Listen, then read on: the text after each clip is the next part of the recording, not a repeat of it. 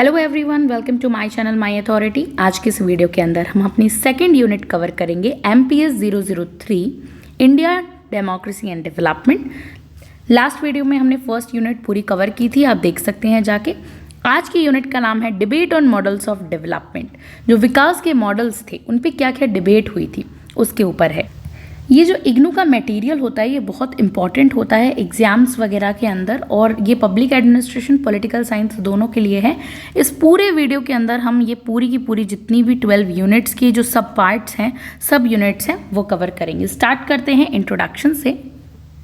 हम लोग टाइम बचाने के लिए ये जो इंग्लिश में लिखा हुआ है ये तो आपको नोट्स में ऑलरेडी मिल ही जाएगा, बुक्स इग्नू के मटेरियल। तो इसीलिए हम टाइम बचाने के लिए जो इसके अंदर की गई मेन इंपॉर्टेंट बात है, जो कि इग्नू का मटेरियल ऐसा माना जाता है थोड़ा कॉम्प्लेक्स होता है समझना, तो हम इसके बेसिक क्रक्स को ही समझेंगे, जिससे हमें मतलब तुरंत समझ में आ जाएगा कि ये पूरा पैराग्राफ कहना क्या चाहता है। तो देखिए, in a democracy it is essential. ये मतलब यहाँ पर एक कहा गया है कि एक लोकतंत्र है, जैसे डेमोक्रेसी में देश के विकास के लिए, जो हमारी कंट्री है उसके डेवलपमेंट के लिए, देश के विकास के लिए एक अच्छा और सही मॉडल होना बहुत ज़रूरी है। मॉडल यानी कि कोई एक अच्छी तरीके से बेस होनी चाहिए सारी पॉलिसीज़ उस पर।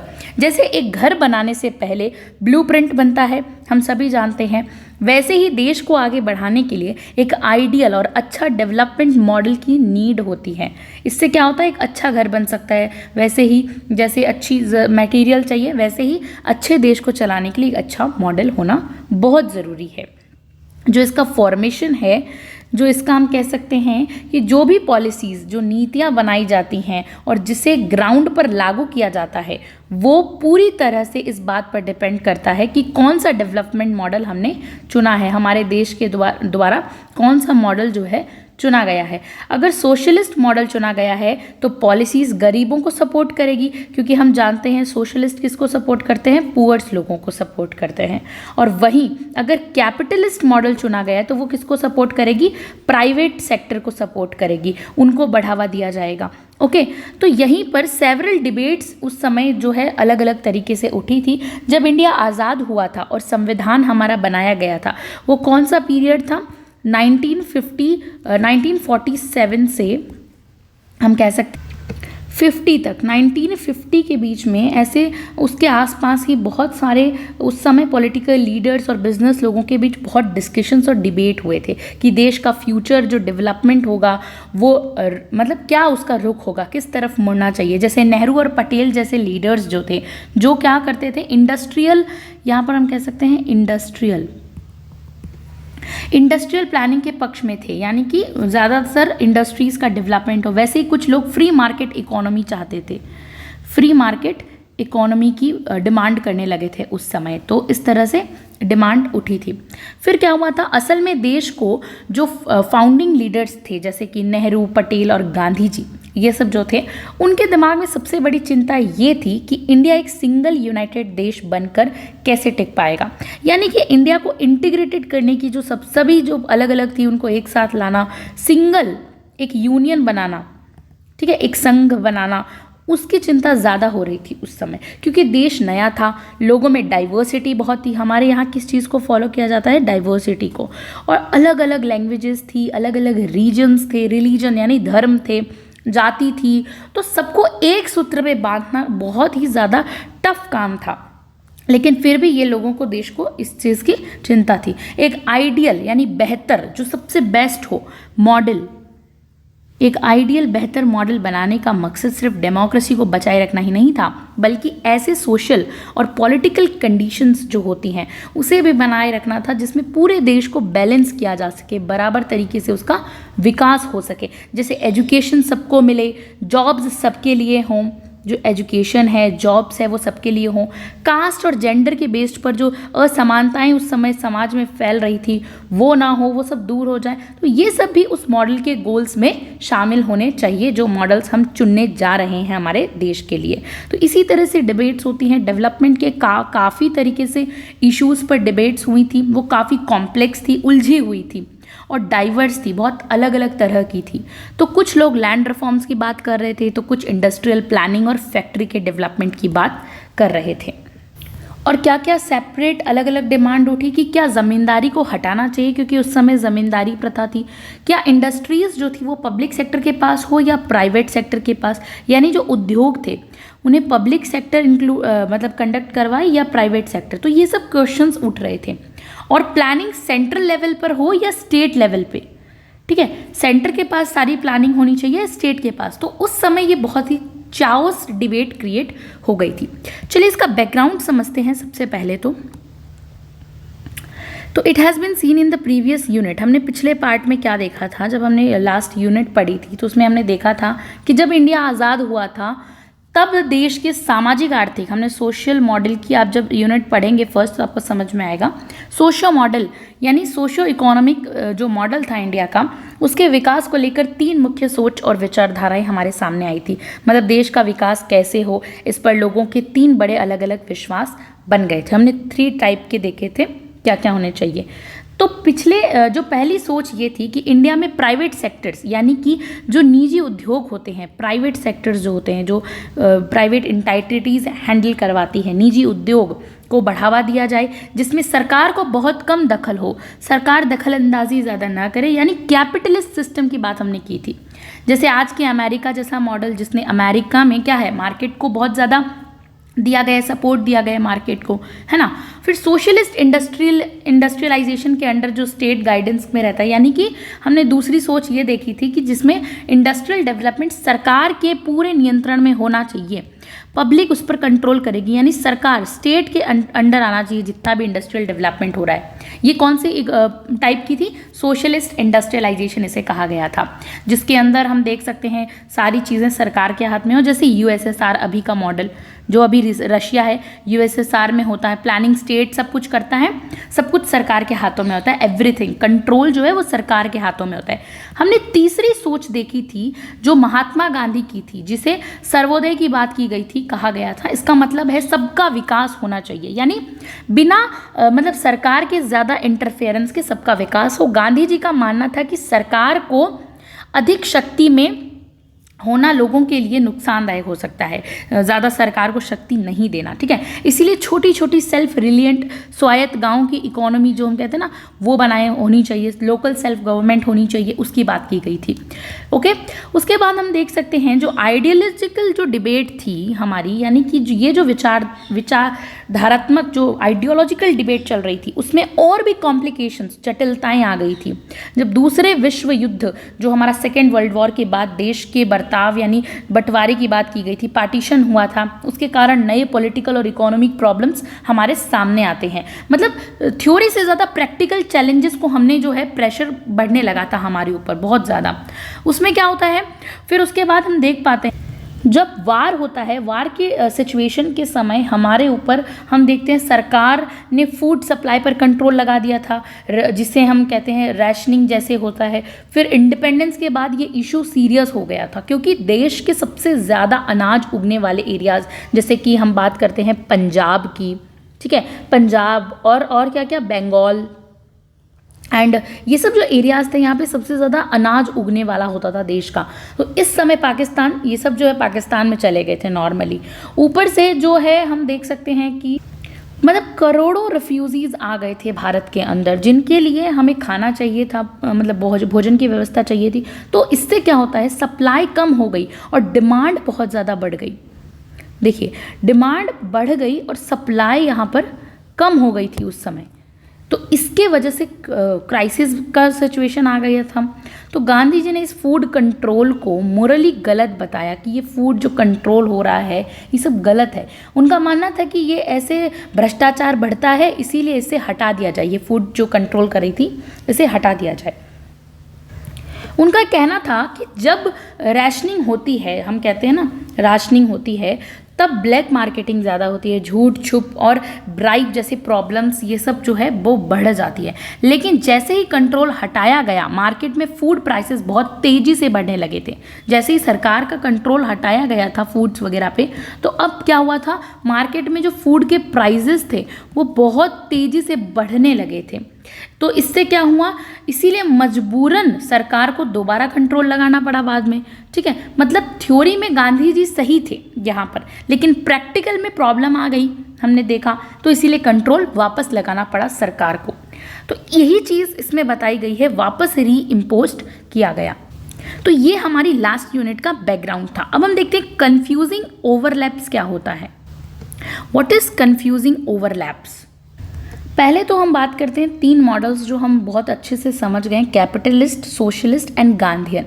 इन 3 मॉडल्स को, capitalist, socialist and Gandhian model को हम अच्छे से समझ गए हैं। ठीक है, उनके बीच लाइन जो है वो क्लियर कट नहीं थी, इन तीनों के बीच भी अभी ना क्लियर कट लाइन नहीं थी, यानी बाउंड्रीज जो है एक दूसरे के ऊपर ओवरलैप कर रही थी, चढ़ रही थी एक दूसरे के ऊपर। यानी एक लीडर का विचार थोड़ा सोशलिस्ट लगता था तो कुछ कैपिटलिस्ट इसमें थोड़ी बातें आ जाती थी, तो ये एक दूसरे पर, इसीलिए इसका नाम क्या दिया गया, ओवरलैप कर रही थी, कंफ्यूज कर रही थी।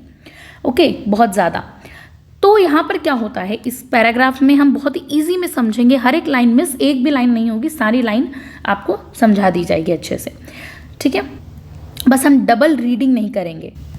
तो जो नो इंडियन पॉलिटिकल लीडर्स, यानी कि इंडिया के किसी भी नेता का कमिटमेंट जो होता है ना, वो गरीब से गरीब आदमी के लिए उतना मजबूत नहीं था जितना गांधी जी का था, जितना गांधी जी कहना चाहते थे।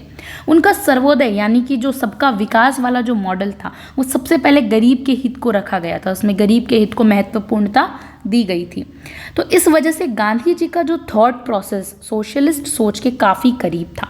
सोशलिस्ट सोच क्या कहती है कि हाँ, सबका विकास हो और सबको एक जैसा इक्वल ट्रीटमेंट मिले। तो ये गांधी जी का जो थॉट प्रोसेस था वो किस चीज़ के बहुत करीब था, सोशलिस्ट पोजीशन के बहुत ज़्यादा करीब था, क्योंकि सोशलिज्म भी गरीबों के अपलिफ्टमेंट की बात करता है, गरीबों के अपलिफ्टमेंट की बात करता है। ओके, उस पे फोकस करता है।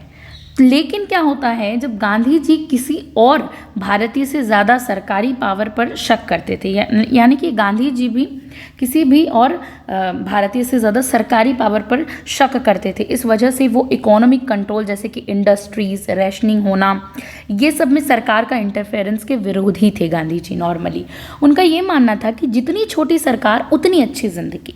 वो क्या है, लोकल चीज़ों को बहुत ज़्यादा महत्वपूर्णता मानते थे। वो कहते थे सरकार को एकदम लोकल लेवल पर लेके जाओ, कि जितनी अच्छी सरकार कब होगी, जब वो जितनी छोटी होगी। ज़्यादा बड़ी सरकार ज़्यादा कंट्रोल करेगी, वो अच्छा नहीं है। तो यही सोच उन्हें इंडियन कैपिटलिस्ट, जिसे हम निजी उद्योगपतियों जो कहते हैं ना, उद्योगपति जो निजी कैपिटलिस्ट लोग होते हैं, उनको पसंदीदा बना देती थी, यानी कि बहुत ज़्यादा। और गांधी जी की जो ये सोच थी ना, ये जो वहाँ के निजी उद्योगपति थे उनको थोड़ा मतलब ऐसे उनको अच्छा लगता था, क्योंकि वही गांधी जी भी तो यही बात कह रहे थे कि सरकार भाई ज़्यादा भी कंट्रोल ना करे अपना। तो कैपिटलिस्ट लोग तो यही चाहते थे कि सरकार का ज़्यादा कंट्रोल ना हो। ठीक है, इसीलिए वो उन्हें ज़्यादा खुश कर देती थी। लेकिन क्या होता है, कैपिटलिस्ट ने गांधी जी के विचार को रिजेक्ट कर दिया। गांधी जी के जो मूल विचार थे वो कैपिटलिस्ट लोग क्या करते हैं, उस चीज़ को रिजेक्ट कर देते हैं। क्यों कर देते हैं रिजेक्ट? क्योंकि वो मतलब वो कहते हैं कि छोटी और गांव की इंडस्ट्रीज देश के लिए आइडियल कैसे हो सकती है, वो ऐसा कहते हैं। क्योंकि गांधी जी तो मानते थे कि छोटी और जो एकदम नॉर्मल होती है वो भी देश के लिए बहुत आइडियल मान सकते हैं, पर ये कैपिटलिस्ट लोग इस चीज़ को नहीं। उनका मानना था कि इंडस्ट्रीज सिर्फ टेम्प्रेरी सोल्यूशंस हो सकती है। गांधी जी का ये मानना था कि इंडस्ट्रीज़ जो होती है बड़ी बड़ी, वो सिर्फ एक टेम्प्रेरी सोल्यूशंस हो सकती है अनएम्प्लॉयमेंट से निपटने के लिए, लेकिन देश का फ्यूचर लार्ज स्केल इंडस्ट्रीज़ में है, ये ऐसा मानती थी कैपिटलिस्ट इंडस्ट्रीज़।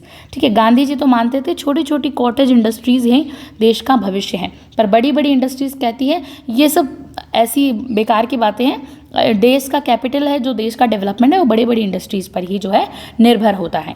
कैपिटलिस्ट की तरह जितने भी पूंजीवादी लोग थे, कैपिटलिस्ट जो लोग थे, पूंजीपति थे, उनकी तरह ही सोशलिस्ट भी ये मानते थे कि बड़े बड़े इंडस्ट्रीज़ यानी लार्ज स्केल इंडस्ट्रीज़, जो लार्ज स्केल पे चलने वाली इंडस्ट्रीज़ है, बड़ी बड़ी इंडस्ट्रीज़ है, उनके जो नए आज़ाद हुए कमज़ोर देशों की इकोनॉमिक प्रॉब्लम्स का सल्यूशन है। जैसे आज उस समय नए नए आज़ाद हुए थे लोग, नए नए देश छोटे छोटे कॉलोनियल पीरियड से आज़ाद हुए थे, तो वही एकमात्र सल्यूशन बताया गया कि इनके डेवलपमेंट का सल्यूशन ये लार्ज स्केल इंडस्ट्रीज ही हो सकता है। इसलिए उन्होंने भी स्मॉल स्केल कॉटेज इंडस्ट्रीज़ को ज़्यादा इफेक्टिव नहीं माना। जो सोशलिस्ट ग्रुप थे उन्होंने भी नहीं माना। बस गांधी जी जो गांधी जी थे वही छोटे छोटे उद्योगों का सपोर्ट करते थे। लेकिन क्या हुआ, कैपिटलिस्ट के ऑपोजिट सोशलिस्ट जो था स्ट्रांगली बिलीव करते थे कि सरकार को इंडस्ट्री और इकोनॉमी पर कंट्रोल रखना चाहिए। अब कैपिटलिस्ट तो मानते थे सरकार जो है पूरी तरीके से आज़ादी दे दे हमें, लेकिन सोशलिस्ट मानते थे नहीं भाई, सरकार को जो है ना कंट्रोल रखना चाहिए। किस पर? ये जो जितनी भी इंडस्ट्रीज़ वगैरह हैं उनके ऊपर। तो ये सब इकोनॉमी पर, जैसे यूएसएसआर का मॉडल हम देखते हैं, जब सब कुछ कौन ऑन करता है, स्टेट ऑन होता है, स्टेट ही सब कुछ जो है ऑन करेगा वहाँ पर। तो यही जो चीज़ थी, इस चीज़ को A part of this debate concerned traditional socialist of nationalizations has been the US republics. यानी कि इस डिबेट का एक इम्पॉर्टेंट पॉइंट ये था कि क्या इंडस्ट्रीज़ का नेशनलाइजेशन जैसे कि यूएसएसआर में हुआ हुआ है, राष्ट्रीयकरण, इंडिया में भी होना चाहिए। नेशनलाइजेशन का यहाँ पर मतलब क्या होता है, देखिए नेशनलाइजेशन का मतलब प्राइवेट को लेके उससे सरकारी बना देना। जैसे प्राइवेट कोई चीज़ है, ठीक है, आपके पास एक बैंक है वो प्राइवेट, आप उससे लेके सारी पावर किसको दे दोगे, पब्लिक को दे दोगे, यानी कि सरकार को दे दोगे, राष्ट्रीयकरण कर देना। तो यही कहा गया कि डिबेट यही उठी, क्या भारत में हर चीज़ का राष्ट्रीयकरण हो जाना चाहिए अगर हम सोशलिस्ट मॉडल की बात करें तो वहीं पर जो है नेहरू जी ने आज़ादी से पहले जो सोशलिस्ट बातें की थी, नेहरू जी किस चीज़ की बातें करते थे, पहले सोशलिस्ट बातें करते थे। तो नेहरू जी ने जो आज़ादी से पहले सोशलिस्ट बातें की थी और जब वो पीएम बने, बाद में प्रधानमंत्री बन जाते हैं, प्रधानमंत्री बनने के बाद जब वो पीएम बने तो उनसे कैपिटलिस्ट को टेंशन होने लगा। जितने भी वहाँ पूंजीपति थे उनको ज़्यादा टेंशन होने लगी कि कहीं इंडिया पूरा सोशलिस्ट ना बन जाए। ठीक है, वहाँ के जो उद्योगपति थे उन सबको टेंशन होने लगी कि भाई जो नेहरू जी थे पीएम बनने से पहले क्या बातें करते थे, सोशलिस्ट की बातें करते थे। अब कैपिटलिस्ट लोगों को ये बहुत ज़्यादा टेंशन होने लगी कि भाई कहीं इंडिया जो है वो पूरी तरीके से क्या ना बन जाए, एक सोशलिस्ट कंट्री ना बन जाए जिसमें सारा कंट्रोल स्टेट के हाथ में हो जाए, ऐसा कुछ ना बन जाए। क्योंकि नेहरू जी ने क्या किया था, यूएसएसआर के मॉडल की तारीफ भी की थी कि भाई बहुत बढ़िया है, तो इस तरह से ना चलने लग जाए। तो इसी समय फैक्ट्रीज़ में काम करने वाले जो मज़दूर जो थे तो क्या हुआ था, मिलिटेंट मज़दूर भी मिलिटेंट बनने लगे थे। मिलिटेंट का मतलब होता है लड़ाकू, लड़ाई करने वाले। ठीक है, मिलिटेंट बनने लगे थे जो फैक्ट्रीज़ में काम करने वाले मज़दूर थे। जैसे इंडस्ट्रीज़ में बॉस मज़दूर के बीच, मतलब जो बॉस होता है और लेबर होता है, उनके बीच में जो टेंशन्स होने लगी थी, उनके रिलेशंस ज़्यादा ही बिगड़ने लगे थे उस टाइम। तो मज़दूरों की हड़ताल होने लगी, प्रोटेस्ट होने लगे, बढ़ने लगे थे वो सब चीज़ें बहुत ज़्यादा। ओके, फिर क्या हुआ था, उस समय क्या होता है कि इंडिया कैपिटलिस्ट ट्रेड यूनियंस को पसंद नहीं करते थे। जो भारतीय थे वो जो कैपिटलिस्ट यानी कि पूंजीवादी जो ट्रेड यूनियंस थे उन्हें बिल्कुल भी पसंद नहीं करते थे, क्योंकि वो चाहते थे, ना ही वे ये चाहते थे कि सरकार मज़दूरों के पक्ष ले। ठीक है, ट्रेड यूनियंस ये नहीं चाहते थे कि सरकारें जो है वो मज़दूरों का पक्ष ले, क्योंकि यूनियन स्ट्राइक करते थे। जितने भी यूनियंस थे वो क्या करते थे, स्ट्राइक करते थे संगठन, और डिमांड बढ़ाते थे, प्रोडक्शन इससे रुक जाता था। तो कैपिटलिस्ट लोगों को ये चीज़ें पसंद नहीं थी। ओके, फिर गांधी जी ट्रेड यूनियंस के बारे में क्या कहते हैं, गांधी जी ट्रेड यूनियंस के खिलाफ नहीं थे। गांधी जी ये नहीं कहते थे कि ट्रेड यूनियंस जो विद्रोह कर रहे हैं वो सही नहीं है, तो इसके खिलाफ नहीं थे गांधी जी। लेकिन तब तक जब तक वो शांति से काम करे। गांधी जी मानते थे जो ट्रेड यूनियंस हैं वो शांति से प्रोटेस्ट करे, हिंसा ना फैलाए, तब तक तो गांधी जी उनके समर्थन में थे। और फैक्ट्री ऑनर्स के साथ समझौता करके चले, ऐसा मानते थे गांधी जी कि जो लेबर्स हैं वो फैक्ट्रीज़ के ऑनर हैं, जो मालिक हैं, उनके साथ समझौता करके चले, तो ऐसा वो कहते थे। उन्होंने क्लास स्ट्रगल, हम कह सकते हैं मजदूर वर्सेस मालिक, एम वर्सेस एम, मजदूर वर्सेस मालिक के इस वाली थिंकिंग को भी रिजेक्ट कर दिया था। गांधी जी ये चीज़ को रिजेक्ट करते हैं। लेकिन बाद में क्या होता है, लेकिन जो सोशलिस्ट थ्योरी होती है, जो सोशलिस्ट थ्योरी का मेन बेस ही था क्लास कॉन्ट्रडिक्शन। जो सोशलिस्ट थ्योरी तो क्लास कॉन्ट्रडिक्शन यानी अमीर और गरीब के बीच संघर्ष की बात करता है, क्लास स्ट्रगल की बात करता है। उनका मानना था कि एक्सप्लॉइटेशन जो हमारा शोषण हमेशा क्लास डिफरेंस से होता है, आज हम गरीब हैं इसीलिए हमारा शोषण अमीरों के द्वारा किया जा रहा है, ये माना जाता था। तो इससे क्या हुआ, इस वजह से कैपिटलिस्ट ने गांधी जी का नाम अपने सपोर्ट में यूज़ किया। जो कैपिटलिस्ट लोग थे वो गांधी जी का नाम अपने सपोर्ट में यूज़ करना शुरू कर दिया। वो कहने लगे कि गांधी जी भी हमारे जैसी सोच रखते हैं, यानी कैपिटलिस्ट सोच रखते हैं। ऐसा कौन करने लगे, कैपिटलिस्ट लोग करने लगे। लेकिन वो सिलेक्टिव यूज़ कर रहे थे, गांधी जी के पूरे विज़न को नहीं, सिर्फ एक चीज़ को मानते थे कि हिंसा नहीं होनी चाहिए। तो वो गांधी जी, कैपिटलिस्ट लोग इतने शातिर थे उस समय, वो गांधी जी की सिर्फ सेलेक्टिव एक थिंकिंग को यूज़ कर रहे थे, पूरे विजन को देख ही नहीं रहे थे। तो गांधी जी के पूरे विजन को नकारा गया, सिर्फ उनके एंटी स्टेट पॉइंट्स को ही हाईलाइट किया गया। कौन से पॉइंट को, एंटी स्टेट पॉइंट को ही हाईलाइट किया गया था उस समय। तो इससे क्या होता है, सिर्फ लैंड रिफॉर्म्स के मामले में पूरे देश में सबसे ज़्यादा सहमति जो होता है ना, कंसेंसस थी कि हाँ लैंड रिफॉर्म्स के मामले में कि ज़मीनी व्यवस्था को मतलब बदलना ज़रूरी है। जो ज़मीनी व्यवस्था थी उस समय, लैंड रिफॉर्म्स की बात थी, उसको बदलना ज़रूरी है। ये हर आइडियोलॉजी के लोग मानते थे कि लैंड का जो रीडिस्ट्रीब्यूशन जो है होना ही चाहिए, चाहे वो सोशलिस्ट हो, चाहे कैपिटलिस्ट, चाहे गांधीयन फिलॉसफी, कोई भी चीज़ हो, वो सब मानते थे कि लैंड का डिस्ट्रीब्यूशन, रीडिस्ट्रीब्यूशन दोबारा जो होता है वो होना ही चाहिए। तो इससे क्या होता है, ये इसीलिए भी कह सकते हैं, ये इसीलिए भी था क्योंकि ब्रिटिश एरा परमानेंट सेटलमेंट पूरे इंडिया में लागू नहीं था, और जो भी था उसका जो हिस्सा था, हम कह सकते हैं बड़ा हिस्सा, जैसे कि ईस्ट बंगाल था पाकिस्तान का हिस्सा बन गया था। तो ये सब बहुत उस समय अलग थे, तो नए रिफॉर्म्स की ज़रूरत थी।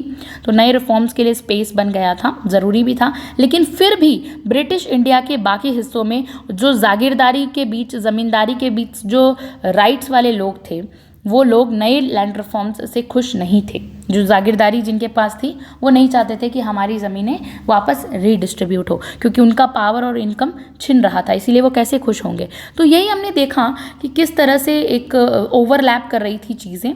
ठीक है, नेक्स्ट हमारी यूनिट की सब यूनिट का नाम क्या है, the debate on land policy पर क्या डिबेट होती है। देखिए उस टाइम ना लैंड रिफॉर्म्स पर बहुत ज़्यादा बातें होने लगी थी, डिबेट होने लगी थी। तो यही टॉपिक हम लैंड रिफॉर्म से स्टार्ट करते हैं, वो ज़्यादा सही रहेगा, क्योंकि उस समय का जो मुद्दा था, जहाँ सबसे ज़्यादा लोगों की सहमति, कंसेंसस जिसे हम कहते हैं, बनी थी, वो लैंड रिफॉर्म्स पर ही बनी थी। तो सबसे ज़्यादा लोग इसी में थे, चाहे कैपिटलिस्ट हो, सोशलिस्ट हो, सभी अभी हमने देखा, सभी ने माना कि हाँ भाई लैंड सिस्टम को ना बदलाव की ज़रूरत है बहुत ज़्यादा। तो इससे क्या होता है, पिछले चैप्टर में हमने क्या देखा था, इवन जो बड़े इंडस्ट्रियलिस्ट थे जैसे कि टाटा, बिरला, ये सब जो थे, जिनके बॉम्बे प्लान में भी लैंड रिफॉर्म की बात की गई थी, हमने पिछला चैप्टर आपको पढ़ना पड़ेगा इसके लिए।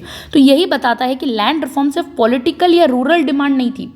लैंड रिफॉर्म क्या थी, एक पॉलिटिकल या रूरल डिमांड नहीं थी जो गरीबों ने या बड़े बड़े लोगों ने उठाई थी, नहीं, ये क्या था, ये बिजनेस लोग भी उसे ज़रूरी मानते थे। जो बड़े बड़े बिजनेस लोग करते थे ना, वो भी कहते थे लैंड रिफॉर्म होना ज़रूरी है।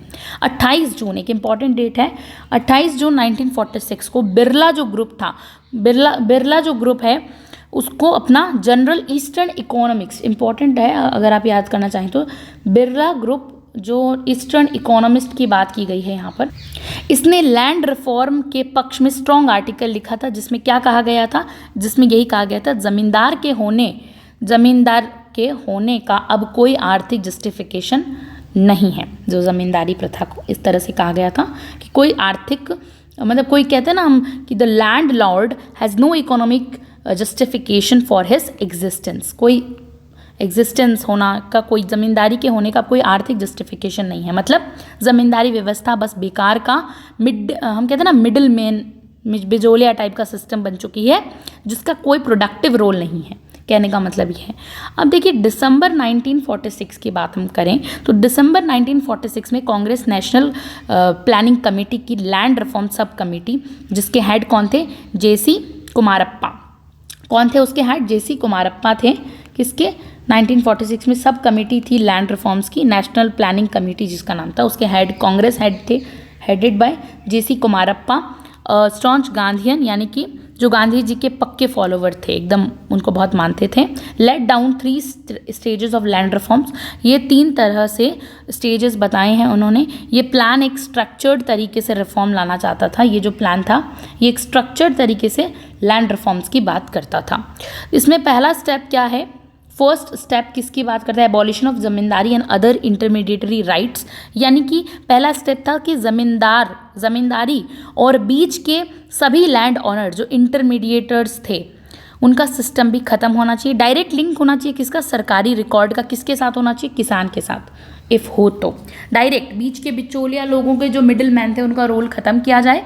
दूसरी डिमांड क्या होती है, grant for tenancy rights to the actual cultivator of the ceiling, यानी कि दूसरा स्टेप था कि जो असली में खेती करता है, यानी कि टीनेंट जो असली में खेतीबाड़ी करता है उसको उस जमीन पर अधिकार राइट देना ज़रूरी है, जो असली में खेती कर रहा है, ना कि उस आदमी को जिसके पास हम कह सकते हैं ना कागज़ों में नाम है या फिर वो उस पर काम नहीं करता। इस ऐसे लोगों को नहीं, जो सच में खेती कर रहा है उसको देना चाहिए राइट। ठीक है, फिर थर्ड क्या था, थर्ड यही था सीलिंग ऑन लैंड होल्डिंग की बात करना, यानी कि तीसरा स्टेप था ज़मीन की मैक्सिमम लिमिट फिक्स करना। मैक्सिमम लिमिट फिक्स करने का मतलब यानी कि कोई आदमी एक सर्टेन एरिया से ज़्यादा ज़मीन नहीं रख सकता, उसके पास एक सर्टेन एरिया ऑफ अमाउंट की ही ज़मीन होगी, उससे ज़्यादा वो जो है ज़मीन रख ही नहीं सकता। जैसे कि हम मान सकते हैं कि जैसे कि कुछ लोग, ताकि कुछ लोग 1000 बीघा ना लेके बैठे रहें, जैसे होता है ना किसी किसी के पास, मेरे पास कितनी ज़मीन है, 1000 बीघा ज़मीन है, तो ऐसा ना हो, जबकि गरीब के पास 1 बीघा भी ना हो। मान लीजिए कुछ लोग हैं जिनके पास 1000 बीघा है और गरीब है, एक बेचारे के पास 1 बीघा भी नहीं है, तो ऐसा ये सब जो इनइक्वालिटीज़ हैं ये सब खत्म हो, इसीलिए ज़रूरी था ये सब लेकर आना। तो the fate of zamindari intermediary rights were thus sealed, यानी कि जो इस तरह से ये जो तय हो गया था कि ज़मींदारी और बीच के लैंड राइट्स सिस्टम का अंत होने वाला है। देश का मूड जो है अब वो एकदम क्लियर था। मूड क्या था देश का, एकदम क्लियर था, ज़मींदारी जो है जो चलेगी, ऐसा कुछ नहीं था। Now the debate they are focused on compensation की बात की गई। अब असली डिबेट सिर्फ किस पर थी कि ज़मींदारों को ज़मीन लेने के बदले में कुछ कंपनसेशन मिले या ना, ये डिबेट आ गई। दूसरी डिबेट यहीं से स्टार्ट हो जाती है। अब कंपनसेशन की बात आती है, तो लैंड जो था जो उनकी छिन गई थी, पर क्या सरकार पैसा देगी बदले में? जो लैंड ली है उसने, एक्वायर की है, तो उसके बदले में सरकार पैसा मिलेगा? तो वही क्या होता है कॉन्स्टिट्यूशन असेंबली के अंदर, कॉन्स्टिट्यूएंट असेंबली में यहाँ पर राइट टू प्रॉपर्टी पर जब डिबेट हुई, किस पर, राइट टू प्रॉपर्टी पर जब डिबेट होती है तो क्या होता है, ये इशू और भी सेंसिटिव, गंभीर हो गया जब राइट टू प्रॉपर्टी की बात आई, क्योंकि अब बात सिर्फ ज़मीन की नहीं थी बल्कि अधिकार और कानून की भी थी। राइट टू प्रॉपर्टी उस समय हमारे पास कौन सा अधिकार था, फंडामेंटल राइट्स था, तो यहाँ पे हमारे अधिकार की बात आ गई थी। तब क्या होता है 2 मई 1947 को, इंपॉर्टेंट डेट है अगर आपको याद रखनी है तो, क्या होता है 2 मई 1947 राजा जगन्नाथ बख्श सिंह, इन्होंने एक अमेंडमेंट सजेस्ट किया कि जब सरकार किसी प्राइवेट प्रॉपर्टी को मतलब लेवे, अपने अंडर कर लेवे, मान लीजिए कोई प्राइवेट प्रॉपर्टी है, सरकार उसको अपने अंडर में कर लेवे, तो कंपनसेशन यानी कि जस्ट हम कह सकते हैं एक होना चाहिए, एक तरीके से जस्टिस रहेगी, न्यायिक होना चाहिए कि हाँ, मतलब सिर्फ पैसा देना नहीं, लेकिन उतना देना जितना सच में इंसाफ हो, एक न्यायिक तरीके से उसको पैसा दो, कंपनसेट करो। ठीक है, ये बात आई। फिर सरदार वल्लभ भाई पटेल के समय क्या होता है, ने इस अमेंडमेंट को रिजेक्ट कर दिया। वो कहते कि नहीं, ये रिजेक्ट कर दिया उन्होंने। क्यों रिजेक्ट कर दिया, इसके पीछे के ये उन्होंने साफ बोला कि ज़मींदार या उनके सपोर्टर्स इस तरीके से लैंड रिफॉर्म को रोक नहीं सकते। ये लैंड रिफॉर्म्स लाकर इस लैंड रिफॉर्म को रोक नहीं सकते सपोर्टर्स वगैरह, मतलब देश का नया विकास ज़मींदारी के लिए नहीं रुकेगा। अब ज़मींदारी को क्यों हम पैसे वैसे दें, तो अभी ज़मींदारों को खुश करने के लिए हम देश का विकास रोकेंगे, तो ऐसा करके उन्होंने इस चीज़ को रिजेक्ट कर दिया। फिर क्या होता है यहाँ पर, 1 मिनट, या they must recognise the times. यहाँ पर क्या होता है, पटेल जी ने बोला, उन्हें वक्त को समझा और कहा नए समय के साथ चलना होगा, जो सिस्टम पुराना हो चुका है उसे अब हमें छोड़ना ज़रूरी हो गया है बहुत ज़्यादा। तो कि कोई मतलब कई प्रोविंसेस जो राज्य होते हैं में ज़मींदारी हटाने के कानून जो है बनने शुरू हो गए थे कि हाँ अब ज़मींदारी हटेगी, और ये काम संविधान के लागू होने से पहले ही शुरू हो गया था। जब से संविधान लागू नहीं हुआ था उस टाइम, उससे पहले ये काम शुरू हो गया था कि अब ज़मींदारी जो है अब हटाई जाएगी। मतलब ये प्रायोरिटी पे था ये वाला काम, लैंड रिफॉर्म्स का काम। तो अब होता है पटेल जी ने डिक्लेयर कर दिया ज़मीन एक्वायर करने का जो प्रोसेस ऑलरेडी चल रहा है और राज्य सरकारें ज़मींदारी सिस्टम को ख़त्म करने के लिए एकदम काम शुरू कर चुकी हैं। अब एकदम फिक्स हो चुका है, कुछ भी बदलाव नहीं होगा इसके अंदर। लैंड रिफॉर्म सिर्फ एक सोच नहीं है, एक एक्शन में आ चुका है। अब लैंड रिफॉर्म्स होगा ही होगा। तो इससे जो है लैंड रिफॉर्म्स किसी ज़मींदारी के लिए नहीं रुकेगा। पटेल ने ये चीज़ डिक्लेयर कर दी थी उस टाइम। देखिए, जब अब हमारा नेक्स्ट यूनिट की सब यूनिट है द सिस्टम ऑफ कंट्रोल। ये कंट्रोल का सिस्टम क्या था? The system of control and ration on food supply had been necessary during world war second. इस समय वर्ल्ड वॉर सेकेंड के टाइम पर क्या हुआ था, ब्रिटिश जो इंपीरियल गवर्नमेंट ने फूड पर कंट्रोल और रैशनिंग सिस्टम इसीलिए लगाया था ताकि जो वॉर फ्रंट पर आर्मी के लिए फूड सप्लाई बना रहे, कि जो वॉर पर जा रहे हैं उन आर्मी को फूड मिलता रहे। ये देश यानी देश के लोगों की जगह प्रायोरिटी किसे दी गई थी?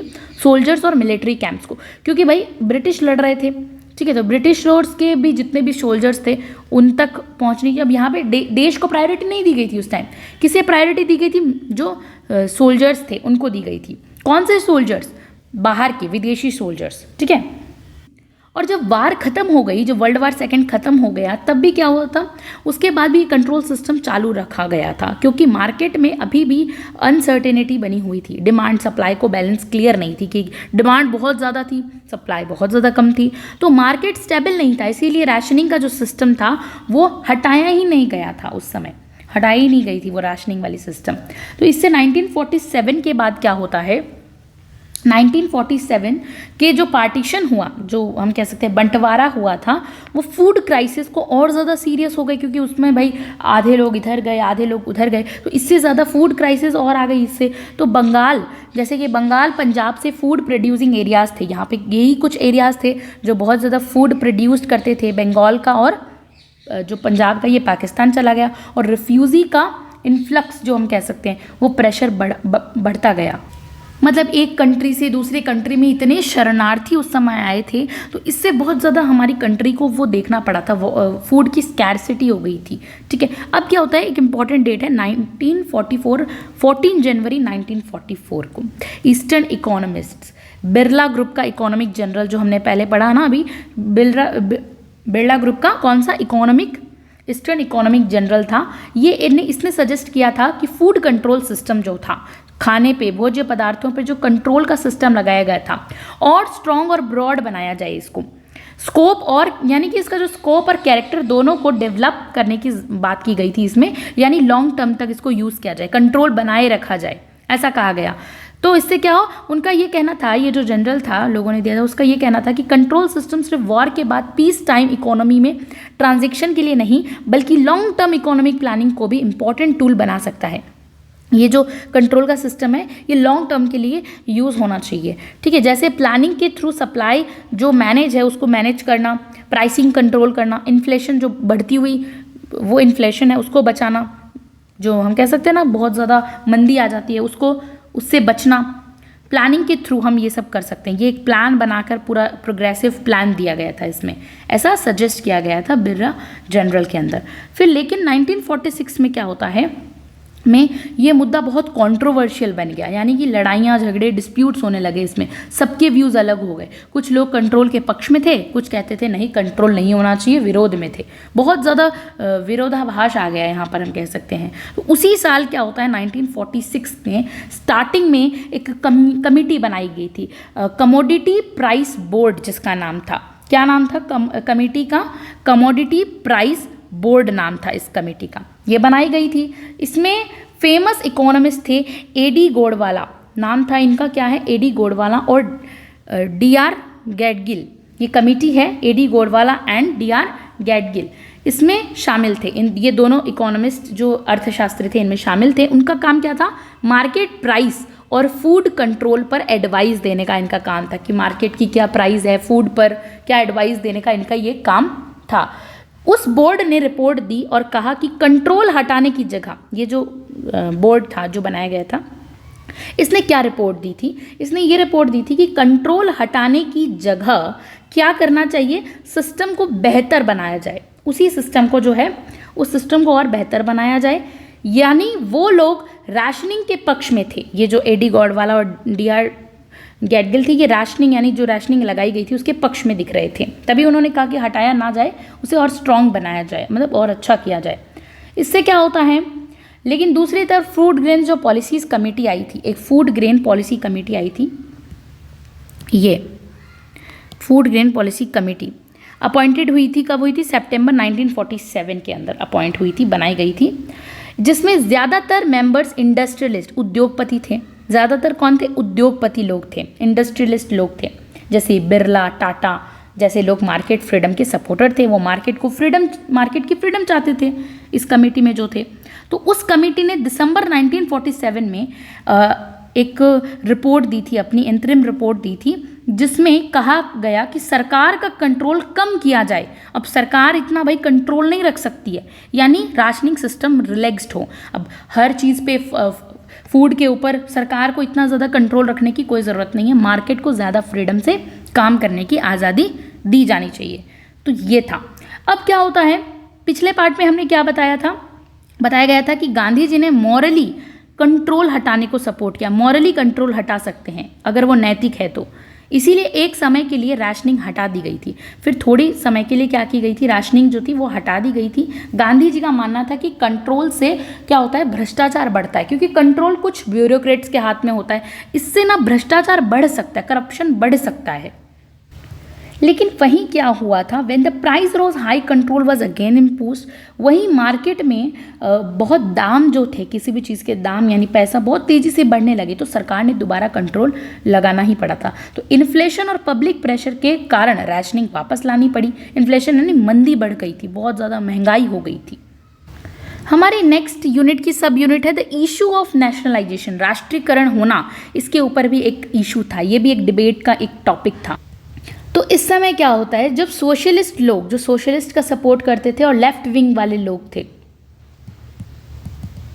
जो सोशलिस्ट और लेफ्ट विंग वाले लोग थे, रेडिकल्स जो थे, जब वो राष्ट्रीयकरण का, जो हम कह सकते हैं ना नेशनलाइजेशन का सपोर्ट करने लगे थे, उसकी बात करने लगे, तो इंडियन बिजनेसमैन्स जो जितने भी थे वो डर गए थे। क्यों?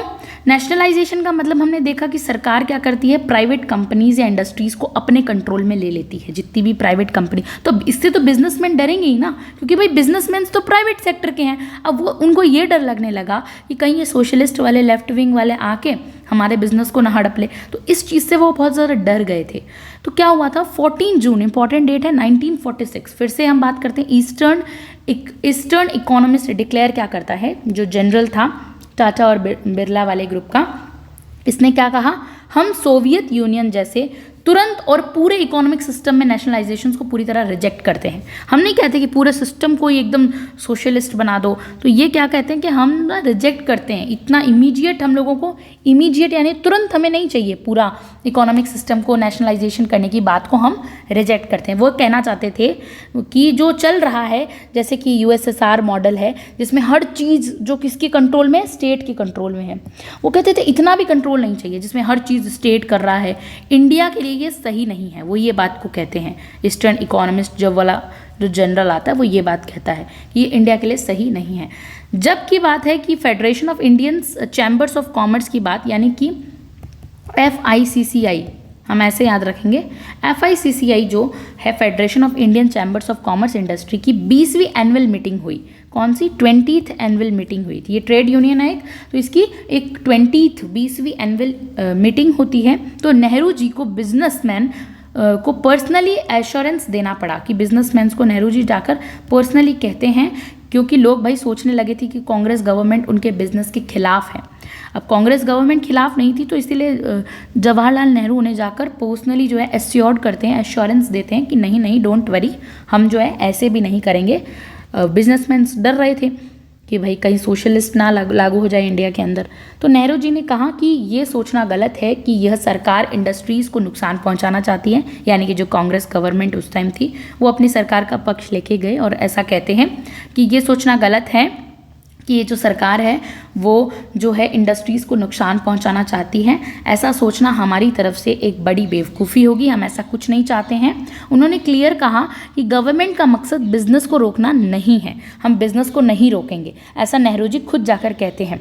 उन्होंने कहा हमारी सरकार चाहती है कि इंडस्ट्रीज़ को सपोर्ट मिले, ज़्यादा से ज़्यादा क्या मिले, सपोर्ट मिले, ऐसा हमारी सरकार चाहती है, कांग्रेस गवर्नमेंट चाहती है। जैसे कि टेक्निकल हेल्प मिले, ठीक है, टेक्निकल हेल्प, पावर मिले, बिजली मिले, रिसोर्सेज मिले, ये सब हमारी सरकार देना चाहती है बिजनेस को। मतलब सरकार सपोर्टिव रोल में है, डिस्ट्रक्टिव रोल में नहीं है।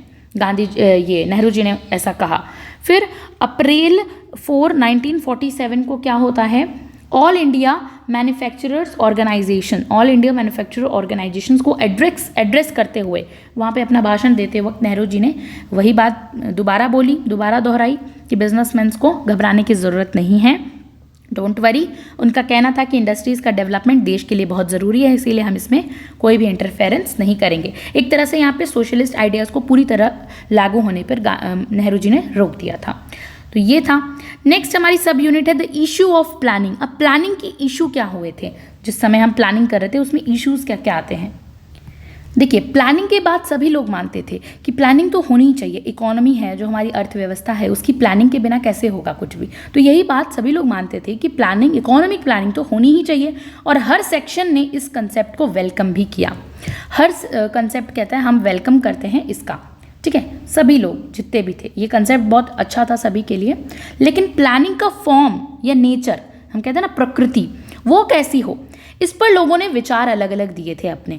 जैसे कि सब प्लानिंग के पक्ष में थे, पर कैसे की जाए, भाई प्लानिंग का भी कोई तरीका होना चाहिए ना, वो पता ही नहीं था कि प्लानिंग कैसे हो, हाउ, ये भी ज़रूरी था। जिसमें क्या हो, प्लानिंग, इसमें डिवाइड था, अलग अलग लोगों में मतभेद भी था कि कुछ कहते थे कैसे हो, तो कैसा होना चाहिए। इंडियन के बिजनेसमैन जो इंडिया में बिजनेसमैन थे, सोवियत स्टाइल सेंट्रलाइज प्लानिंग को सोवियत विरोध किया कि ये भाई सोवियत की तरह तो नहीं होना चाहिए, ओके। क्योंकि वही बात है, बिजनेसमैन को डर लगता था कि कहीं अगर सोवियत स्टाइल अपना ली गई प्लानिंग में तो भाई हमारे बिजनेस का क्या होगा, हम तो प्राइवेट सेक्टर से हैं। लेकिन उन्होंने एक सॉफ्ट और वेग, जिसे हम कह सकते हैं ना अस्पष्ट तरीके से, स्टेट गाइडेंस के सिस्टम को एक्सेप्ट किया कि ठीक है, स्टेट थोड़ी सी हमें गाइडेंस करेगी तो ठीक है, हमको मंजूर है वो बात। यानी सरकार डायरेक्शन दे पर हर चीज़ पे कंट्रोल ना ले, ये वाली बात कि सरकार गाइडेंस तो दे पर हर चीज़ पर कंट्रोल ना ले हमसे, ठीक है। फिर उसके बाद आता है कि बिजनेसमैन तो ये भी मानते थे कि अगर हेवी इंडस्ट्रीज जैसे स्टील, पावर, इंफ्रास्ट्रक्चर, ये सब हेवी इंडस्ट्रीज़ में आती है, तो बिजनेसमैन यही मानते थे कि जैसे कि हेवी इंडस्ट्रीज़ हो गई, उनमें प्राइवेट सेक्टर के पास इनफ पैसा या रिसोर्सेज नहीं है, तो वो वहाँ सरकार जो है वहाँ पे अपना कंट्रोल ले सकती है। क्योंकि बड़े बड़े इंडस्ट्रीज़ पे क्या होता है, इतना पैसा लगता है, स्टील पे, पावर पे, बिजली पे, ये सब बड़े बड़े उद्योग हैं, इन पे ना प्राइवेट कंपनी के पास इतना पैसा नहीं होता है। तो वो चाहती थी कि बड़े बड़े उद्योग कौन ले ले, सरकार अपने कंट्रोल में ले ले।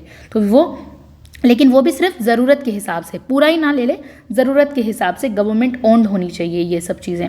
लेकिन उनका ये मानना था कि जो सरकार है, but the states roles according to them would be minimal, कम होना चाहिए। वही मानना था सरकार का रोल मिनिमम होना चाहिए, बस सपोर्ट करे, एक है ना बैक सपोर्ट दे, हमें ज़्यादा छीने ना हमसे, बस सपोर्ट करे, कंट्रोल ना करे। फ्री मार्केट सिस्टम के सपोर्टर थे ये लोग, ये जो बड़े बड़े बिजनेसमैन थे वो फ्री मार्केट के सपोर्टर थे, ठीक है।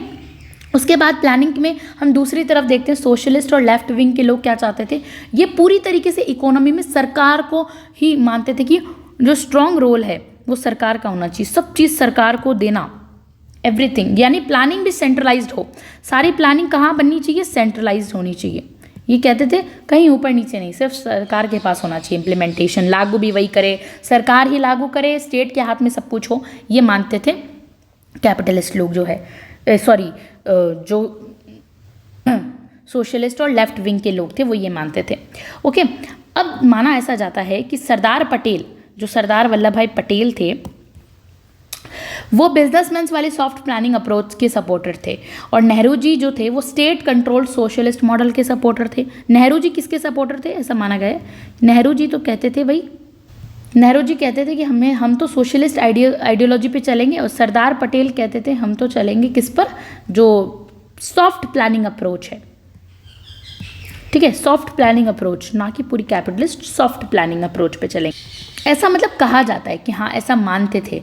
ठीक है, फिर पटेल ने प्लानिंग कमीशन बनाने का विरोध किया था कि ये प्लानिंग कमीशन वगैरह ये सब क्या है, इसका विरोध किया। उनका मानना था कि ऐसी बॉडी बनाने से यूएसएसआर टाइप इकोनॉमिक मॉडल को प्रमोट मिल सकता है। ये अगर हमने प्लानिंग कमीशन बनाया, प्लानिंग कमीशन अगर बनाया तो इससे क्या होगा, जो यूएसएसआर की जो इकोनॉमी मतलब वहाँ पे प्लानिंग है ना, उसको सपोर्ट मिल सकता है, कहीं हम सोशलिस्ट ना बन जाए। और ये कमीशन सरकार के असली एग्जीक्यूटिव पावर को चैलेंज भी कर सकती है कि सरकार वास्तव में क्या कर रही है, उसकी जो एग्जीक्यूटिव पावर है, कार्यपालिका की जितनी भी शक्तियाँ हैं उसको चैलेंज कर सकती है ये सब कमीशंस अगर हमने बना दी, प्लानिंग कमीशन अगर हमने बना दिया तो।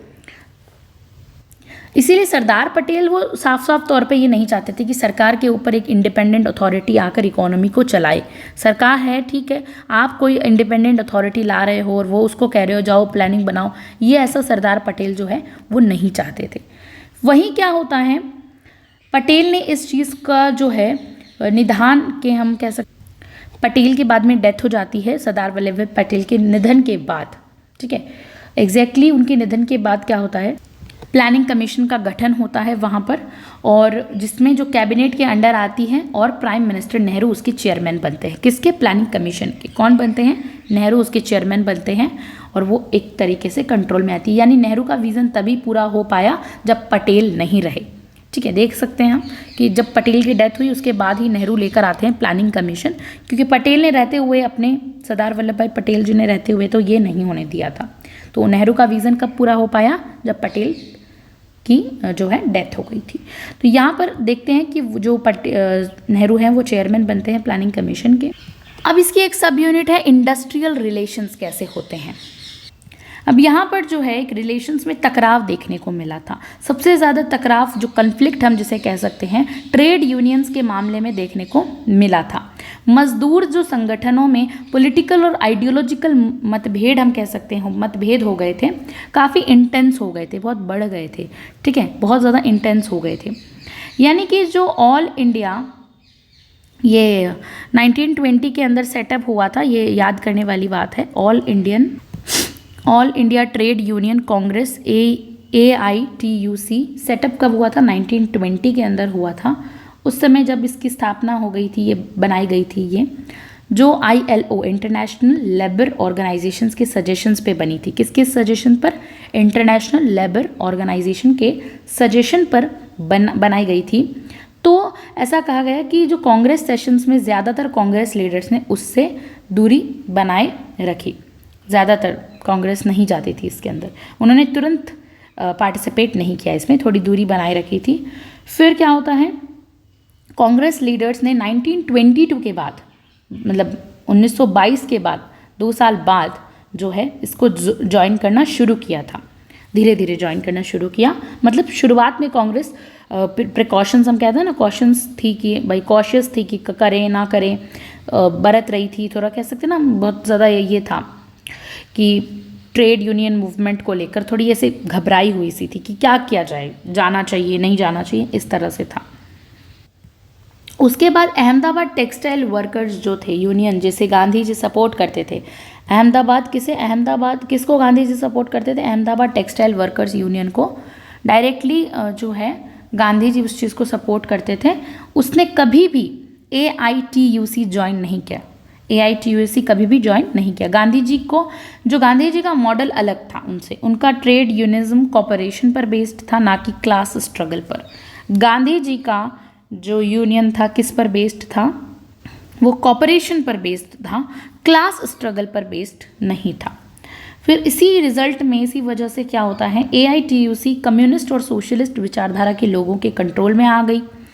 यानी कि उस पर AITUC किसके कंट्रोल में आ गई, जो कम्युनिस्ट विचारधारा थी, सोशलिस्ट विचारधारा थी, उन लोगों के कांटेक्ट में आ गई। और फिर क्या होता है, उनका फोकस था वर्कर्स राइट, स्ट्राइक्स और क्लास बेस्ड स्ट्रगल। अब सिर्फ राइट्स करो, स्ट्राइक्स करो, ये सब उसका फोकस बन गया था। इसीलिए 1942 के बाद जब क्विट इंडिया मूवमेंट आता है, ठीक है, चला, और कांग्रेस के काफ़ी लोग जेल गए, इस समय जेल में चले गए थे काफ़ी लोग। तब क्या होता है, लेबर मूवमेंट का पूरा कंट्रोल जो है कम्युनिस्ट के हाथों में चला गया। कांग्रेस जेल चले गए लीडर्स वगैरह, तो अब पूरा कंट्रोल AITUC का किसके हाथों में चला गया? लेबर मूवमेंट जो चल रहा था, आंदोलन जो चल रहे थे, उसका पूरा कम्युनिस्ट हाथों में चला गया। कांग्रेस का फिजिकल और आइडियोलॉजिकल प्रेजेंस कम हो गया था लेबर फ्रंट पे, इसीलिए अब क्या होता है, ये जो मतभेद थे, कन्फ्लिक्ट्स थे, जो मतलब दो बड़ी वजह से और बढ़ गए थे। क्या क्या दो बड़ी वजहें थी इसके पीछे? पहला हम देख सकते हैं 1942 के अंदर कम्युनिस्ट पार्टी ने क्विट इंडिया मूवमेंट का विरोध किया था। क्विट इंडिया मूवमेंट का विरोध कौन करता है? 1942 में कम्युनिस्ट पार्टी करती है। इसका विरोध किया, इसी वजह से कांग्रेस ने अपनी कमेटी से कम्युनिस्ट मेंबर्स को निकाल दिया था। अब कांग्रेस क्या करती है? कम्युनिस्ट मेंबर्स को निकाल देती है अपनी कमेटी से। ये एक मेजर पॉलिटिकल ब्रेक हम यहाँ पे कह सकते हैं, मेजर पॉलिटिकल ब्रेक देखने को मिलता है, जिससे किसके बीच में? कांग्रेस और कम्युनिस्ट के बीच में एक मेजर ब्रेक हुआ यहाँ पर। सेकेंडली क्या था? दूसरी वजह ये थी कि वर्ल्ड वॉर सेकेंड के बाद कम्युनिस्ट ने मजदूर आंदोलन में मिलिटेंट एग्रेसिव अप्रोच अपना ली थी। वो कर रहे थे आंदोलन, लेकिन वहीं पे वो बहुत ज़्यादा एग्रेसिव हो गए थे, ठीक है, मिलिटेंट बन गए थे, एग्रेसिव अप्रोच अपना ली थी उन्होंने। स्ट्राइक्स, प्रोटेस्ट और एजिटेशन जैसे हम कहते हैं उसको बढ़ा दिए थे, बहुत ज़्यादा, बहुत चाउस क्रिएट हो गया था। जब ब्रिटिश से पावर ट्रांसफ़र स्मूथली हो रहा था और कई ब्रिटिश इंडस्ट्रीज़ भी इंडियंस को मिल रही थी, तो इस समय पे जो लेबर मिलिटेंसी, स्ट्राइक्स, अनरेस्ट हो रही थी बहुत ज़्यादा। जब ब्रिटिश हमें दे रहे थे पावर्स, लेकिन फिर भी वहाँ पर जो है बहुत ज़्यादा स्ट्राइक्स देखने को मिल रही थी।